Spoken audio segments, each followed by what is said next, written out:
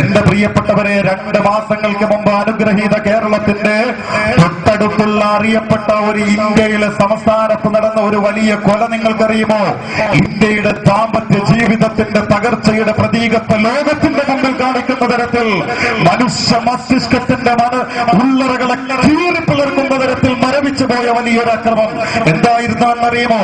സ്വന്തം നിരപരാധിയായ ഭാര്യയുടെ ചാരിത്രത്തിൽ സംശയിച്ച് ലഹരി ഉപയോഗിച്ച് ജീവിതത്തിൽ നിരാശ ബോധപൂർവം ഉണ്ടാക്കിയെടുത്ത ഭർത്താവ് അവസാനം സംശയം മനസ്സിന്റെ ഉള്ളറയിൽ തുടികെട്ടി നിഷ്കളങ്കയായ ഈ ഭാര്യയുടെ കഴുത്ത് വല്ലാതെ നിഷ്കരണം വെട്ടിമാറ്റിക്കളഞ്ഞു.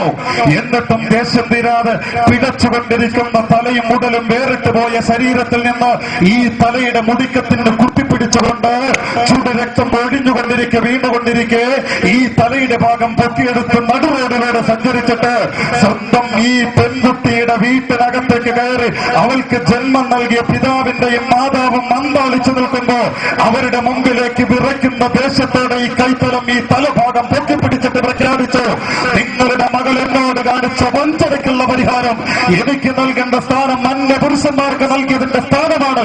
ഇത് ഏത് കോടതിയുടെ മുമ്പിലും ഏത് നിയമപാലകരുടെ മുമ്പിലും സറണ്ടറാകാൻ ഞാൻ ഒരുക്കമാണെന്ന് പ്രഖ്യാപിച്ചുകൊണ്ട് മനുഷ്യൻ രക്തരക്ഷസിനെ പോലെ ഉറഞ്ഞു നിന്നുകൊണ്ട് ഈ അനുഗ്രഹീത മതേതരത്തിന്റെ സാംസ്കാരികതയുടെ ദാമ്പത്യത്തിന്റെ പ്രതീകതയായ ഈ ഇന്ത്യ മഹാരാജ്യത്തിന്റെ വിലമേലും തകർത്ത് കളയുന്ന തരത്തിൽ ലോകത്തിന്റെ മുമ്പിൽ ഇന്ത്യക്ക് നാണം കെടുത്തുന്ന തരത്തിലുള്ള ആക്രമണം ഈ ദാമ്പത്യ ജീവിതത്തിന്റെ ഉള്ളറയിൽ സംഭവിച്ചുവെങ്കിൽ എന്റെ പ്രിയപ്പെട്ടവരെ, ന്യായീകരണത്തിന് ഒരു മതവും പ്രശംസ നൽകുന്നില്ല.